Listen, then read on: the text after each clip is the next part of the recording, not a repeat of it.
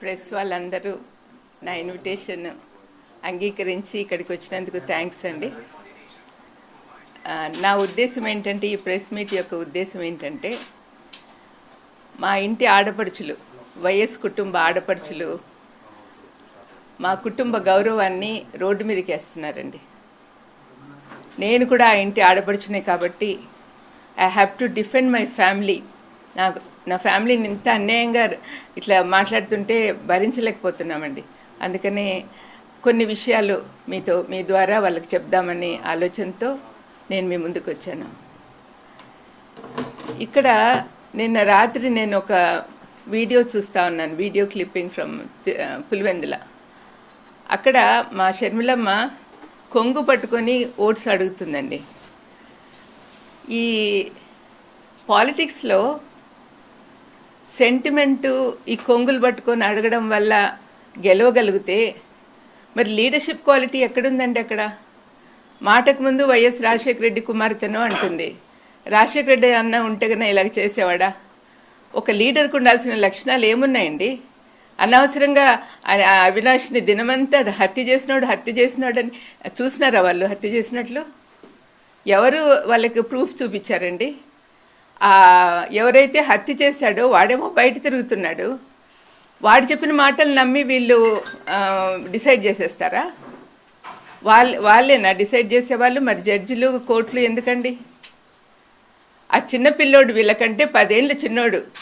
అటువంటి వాడిని జీవితం అంతా నాశనం చేస్తున్నారు ఈ ఆడపిల్లలు ఇద్దరు. కొంచెమన్నా ఎంపతి ఉండాలండి. వాళ్ళలాంటి పిల్లోడే కదా, మా ఇంట్లో పిల్లోడే అబ్బాయి కూడా. మరి వాళ్లకు పిల్లలు ఉన్నారు, వాళ్ళ జీవితం అంతా ఎంత పాడు చేస్తున్నదో ఒకసారి షర్మిలమ్మ కానీ సునీతమ్మ కానీ ఆలోచిస్తే వాళ్ళకి అర్థమవుతుంది. చంపిన వాళ్ళు మేము బయట తిరుగుతున్నారు, అనవసరంగా వాళ్లకు బెయిల్ ఇవ్వమని వాళ్ళ కోసం సుప్రీంకోర్టుకి వెళ్తున్నారు. కానీ ఏ పాపం చేయని మా భాస్కరన్ ఏమో సంవత్సరం నుంచి జైల్లో ఉన్నాడు, అవినాష్కేమో బెయిల్ రద్దు చేయాలని వీళ్ళు తిరుగుతున్నారు. ఇదేం న్యాయం అండి? వింటున్న మీరన్నా చెప్పండి.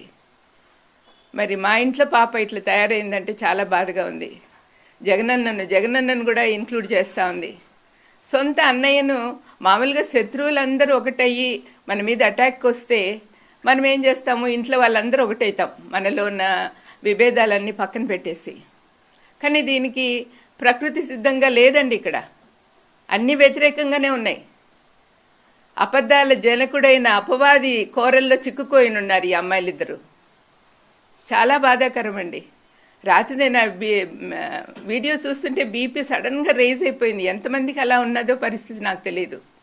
మా కుటుంబాన్ని రాజశేఖరన్నను కానీ వివేకమన్నను కానీ ప్రేమించే వాళ్ళు ఎంతమంది ఉన్నారు.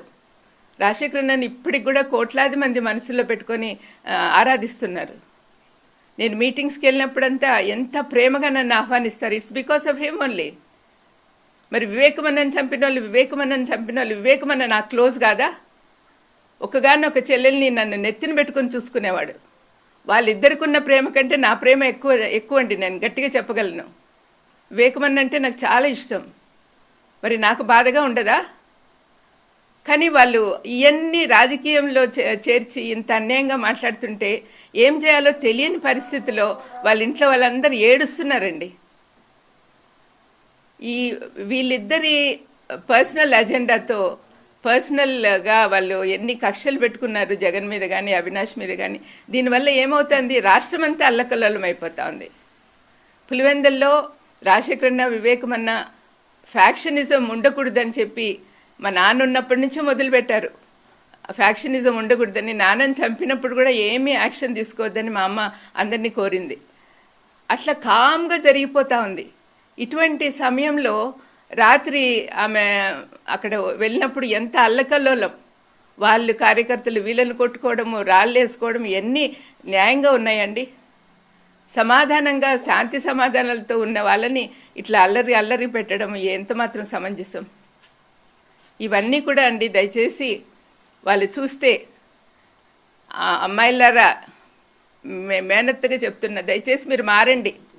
ఇప్పటికైనా నోరు మూసుకోండి. This is not correct. రాష్ట్రాన్ని పాడు చేస్తున్నారు. జగన్ ప్రభుత్వంలో పేదలందరికీ సంక్షేమాలు అందుతున్నాయి, ఎంత హ్యాపీగా ఉన్నారో నేను చూస్తున్నా. మరి వాళ్ళ అటువంటి ప్రభుత్వాన్ని పడగొట్టాలని మీరు ప్రయత్నం చేస్తున్నారే, మీకు అసలు కరుణ జాలి ఏం లేదా? మీరే ఆలోచించుకోండి. కానీ మీరు చేసేది మాత్రం చాలా తప్పమ్మా. షర్మిలమ్మ, సునీతమ్మ, I'm very unhappy about it. And all our relatives, మన బంధువులందరూ కూడా మీరు అనుకుంటున్నారే మేము మీకు సపోర్ట్ చేస్తారని. Just because you are Rajashekar Reddy's daughter, it doesn't mean that you are doing whatever you are doing. నువ్వు చేసేదంతా కరెక్ట్ అని అనుకోవద్దుమా. ఆయన పేరు చెప్పుకొని తిరుగుతూ ఆయనకు అవమానకరంగా బిహేవ్ చేస్తున్నావు. నువ్వు చేసే పనులు ఏమైనా అన్న సంతోషంగా చూస్తున్నాడు అనుకుంటున్నావా? ప్రతిదీ ఆయన శత్రువులందరినీ చుట్టూ చేరారు, వాళ్ళతో ఏకమైపోయావు. రాజశేఖరన్ ఉన్నప్పుడు ఎంతమంది కష్టపెట్టారో వాళ్ళందరూ కూడా నీతో ఉన్నారుమా. ఒకసారి ఆలోచించు. ఏమో నీకు నీ కళ్ళు నీ చెవులు అన్నీ మూసుకుపోయినాయేమో అనిపిస్తూ ఉంది.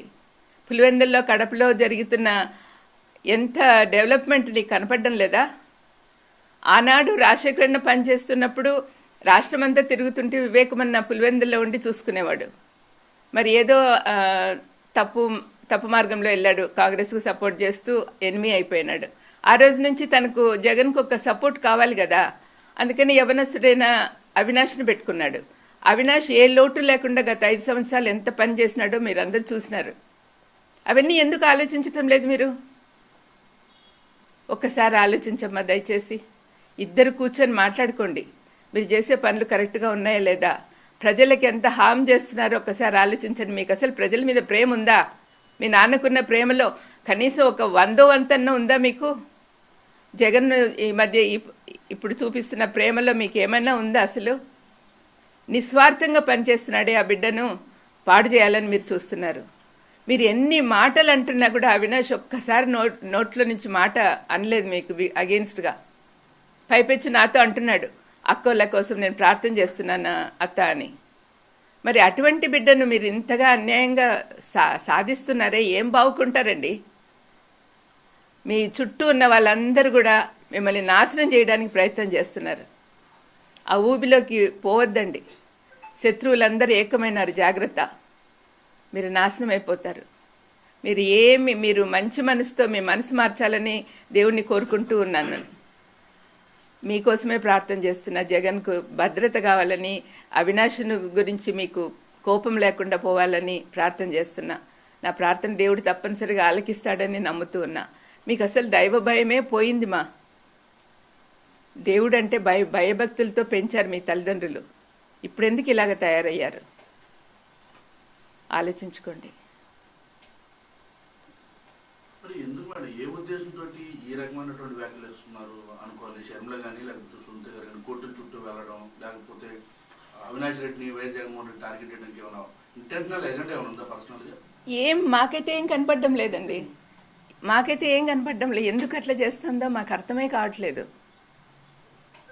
ఈ ఆస్తులు గొడవ అంటారా? మీకు అందరికీ తెలిసిందే, ఈడీలో ఉంది. ఈడీ నుంచి రిలీజ్ అవుతానే ఇస్తానని చెప్పాడు జగన్. అందరికీ తెలిసిన విషయమే కదా. మరి ఎందుకు అంత కోపం పెంచుకుంటా ఉందో తెలియదండి.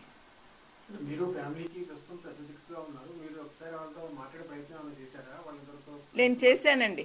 మీ జీవితాలు పాడు చేసుకుంటున్నారమ్మా, this is not the correct way అని చెప్పినప్పటి నుంచి నాతో మాట్లాడడం మానేశారండి.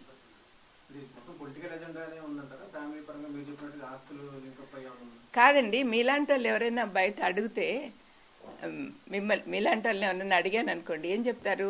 వాళ్ళ మాటల్లో పర్సనల్ అజెండా, పర్సనల్ గ్రడ్జ్ కనపడతా ఉంది, కక్ష సాధింపు.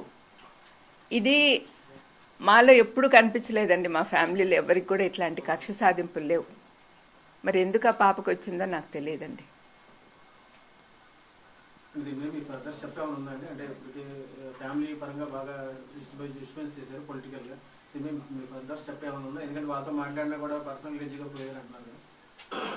అంటే ఇప్పుడు మేము పెద్దవాళ్ళం అందరము చేతులు ఎత్తేసినట్టే. అంటే ఇంకా ఆమెను మార్చే శక్తి మాకు లేదని వాళ్ళ అమ్మ కూడా వెళ్ళిపోయింది అమెరికాకు. ఇంకా మిగతా పెద్దోళ్ళు, నాతో పాటు తమ్ముళ్ళు కానీ మా పెద్ద వదిన కానీ వీళ్ళందరూ కూడా మాట్లాడడానికి అశక్తులుగా ఉన్నారు. ఎందుకంటే ఎట్లా చెప్పిన మాట వినదు, ఎందుకులే అన్నట్టుగా. కానీ దీనివల్ల రాష్ట్రం నాశనం అయిపోతుంది, ప్రజలంతా బాధపడుతున్నారు. నేను ఎప్పుడు పేదోళ్ళ పక్కన తిరుగుతూ ఉంటానండి, పేదోళ్ళ మధ్యలో. వాళ్ళ బాధలు చూశాను నేను, వాళ్ళు ఎంత కష్టపడుతున్నారో చూశాను. ఈ 5 సంవత్సరాల నుంచి కోవిడ్ టైంలో కానీ కోవిడ్ తర్వాత కానీ ప్రజలు ఎంత ధైర్యంగా నిద్రపోతున్నారంటే అది కేవలం జగన్ ప్రభుత్వం వల్లనే. మరి ఇలాంటప్పుడు ఈ పిల్లలు ఇద్దరు వచ్చి ఇంత నాశనం చేస్తుంటే శత్రువులతో ఒకటయ్యి ఎంత బాధగా ఉంటుందో మీరే ఆలోచించండి. అక్కా చెల్లెల ఎజెండా ఏమనుకుంటున్నారు మేడం? స్పష్టంగా అంటే ఇన్నోళ్ళు రాష్ట్రంలో తిరిగారు, ఇప్పుడు పులివెందుల మీద తిరుగుతున్నారు. అంటే మీ కుటుంబాన్ని కంచిపోటు అక్కడే మిమ్మల్ని వ్యక్తిగతంగా డ్యామేజ్ చేసేలాగా మాట్లాడుతున్నారు.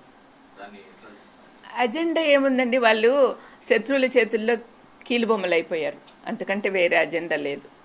వాళ్ళకి డబ్బులు బాగా ఇస్తా ఉన్నారు అన్నారో అనుకుంటున్నారో, లేకపోతే పదవులు ఇస్తామంటున్నారో, లేకపోతే ఇంకా ఏం చేస్తున్నారో నాకైతే తెలియదు. కానీ వరల్డ్లీ బెనిఫిట్సే వాళ్ళు కోరుకుంటున్నారు. జగన్ సీఎం అయినప్పటి నుంచి బంధువుల రికమెండేషన్లు పెద్దగా పట్టించుకోడే. ముందు నుంచి చెప్పినాడు మాకు, మీరు బంధువులు ఇంటర్ఫియర్ కావద్దండి, నాకు మొహమాట పెట్టద్దండి, నాకు మా ఆఫీసర్లు, మా మినిస్టర్లు, మా ఎమ్మెల్యేలు వాళ్ళు ఎట్లా చెప్తే అట్లా పోదాము అన్నట్టుగా చెప్పాడు. అందుకని వాళ్ళకి పనులు కావట్లేదని కోపం పెట్టుకున్నారు. అందరికీ పదవులు కావాలండి, అందరికీ పదవులు కావాలా? పదవులు లేకుండా మనం దేవుని సేవ కానీ ప్రజల సేవ కానీ చేయలేమా? వాళ్ళు ఆలోచించుకోవాలి. పదే పదే మాత్రం వైఎస్ అవినాష్ రెడ్డి పేరు కానీ భాస్కర్ రెడ్డి గారి పేరు ప్రస్తావిస్తున్నారు. ఈ కేసు అంతా విచారణ జరుగుతున్నారు. వాళ్ళు కుటుంబ సభ్యులు వాళ్ళు అంటున్నప్పుడు అదే ప్రాబ్లం వచ్చిందండి. ఎందుకంటే వాళ్ళు పర్సనల్గా ఏంటంటే ఆ ఏరియాలో అవినాష్ బాగా పైకి వస్తున్నాడని వాళ్ళు తట్టుకోలేకున్నారు. యాక్చువల్గా వివేకమన్న లాస్ట్ రోజు అర్ధరాత్రి వరకు కూడా అవినాష్ గెలవాలి, అవినాష్ ఎంపీ అవ్వాలి, ఆ అబ్బాయి బాగా పనిచేస్తున్నాడు, బాగా హెల్ప్ఫుల్గా ఉన్నాడు జగన్కి అనే ఆలోచన వివేకమన్న కలిగి ఉన్నాడు. కానీ మరి వాళ్ళ కూతురు అల్లుడు కలిగి ఉన్నారో లేదో నాకు తెలియదు. అంటే మాకు వివేకమన్న దగ్గర ఎట్లా అంటే ఆయన చాలా సౌమ్యుడు కాబట్టి ఏదైనా పని ఉంటే ఆయన తీసుకొని పోయి చేపించుకొని వచ్చేవాళ్ళం. ఇప్పుడు అట్లా పలికే వాళ్ళు లేరని వాళ్ళకి బాధ. అంటే న్యాయంగా లేకపోయినా కూడా తను చేసేవాడు అనమాట, అంటే మన వాళ్ళు అన్నట్టుగా. అటువంటి ఫీలింగ్ వాళ్ళకు అంత కాన్ఫిడెన్స్ లేదేమో, మరి అంతే అయి ఉండాలి, లేకపోతే ఇంత కక్ష ఎందుకు పెట్టుకుంటారు? ఇంటి ఆడపడిచి ఆ ప్రాంత ప్రజలకు ఏం చెప్పదలుచుకున్నారు? ఒకవైపు కొంతమంది వాళ్ళు ఉన్నారు, ఇటువైపు మీరున్నారు, మీరు ఏం చెప్పదలుచుకున్నారు?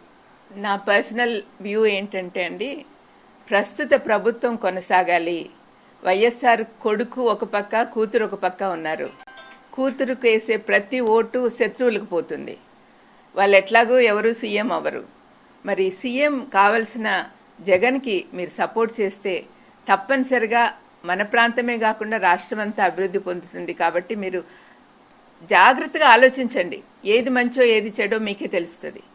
పులివెందుల ప్రజలు, కడప ప్రజలందరూ కూడా మనసు పెట్టి ఆలోచించండి.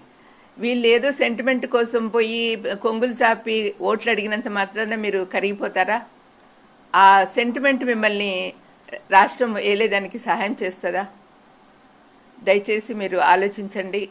అందరూ అవినాష్కు, జగన్కు ఓటేయమని మీకు అందరికి కూడా విన్నపం చేసుకుంటున్నానండి. ఎలా చూస్తారండి, ఒక పెద్ద కుటుంబం, రాజకీయ నేపథ్యం కలిగినటువంటి ఆ కుటుంబంలో ఇటువంటి పరిస్థితి రావడం, ఆడబిడ్డలు బయటకు వచ్చి మీ కుటుంబం మొత్తాన్ని రోడ్డుకి ఏడ్చడం, లేని వివాదాల్లోనికి తెరపై తీసుకురావడం, ఆ ఇంటి ఆడపిల్లలు మీరు ఎలా చూస్తారండి? అసలు మేము ఎట్లా పెరిగినామో అట్లాంటి పరిస్థితి నుంచి ఆ పిల్లలు ఇద్దరు ఇట్లా బయటకు వచ్చారంటే సహించలేకపోతున్నామండి. అసలు ఇట్లాంటి పరిస్థితి వస్తుందని మేము ఇమాజిన్ కూడా చేసుకోలే. మేమందరం కూడా మంచి మంచి మాకు చిన్నప్పటి నుంచి మంచి నేర్పించారు. మాకు క్రైస్తవ విలువలు కానీ, మనుషుల గురించి విలువలు కానీ మా తల్లిదండ్రులు అందరూ కూడా బాగా నేర్పించారు. మరి ఎందుకు వీళ్ళు తయారయ్యారో దేవుడికే తెలియాలండి. అంటే ప్రపంచం అంతా మారిపోతా ఉంది. మా బైబిల్లో రాసిన ప్రకారం అయితే చివరి రోజులు వచ్చేసరికి ప్రేమలు తగ్గిపోతాయి, కుటుంబాల్లో కూడా ప్రేమలు తగ్గిపోతున్నాయి. అది జరుగుతూ ఉంది, అంటే ఎండ్ టైం వస్తూ ఉంది అని నేను నమ్ముతాను.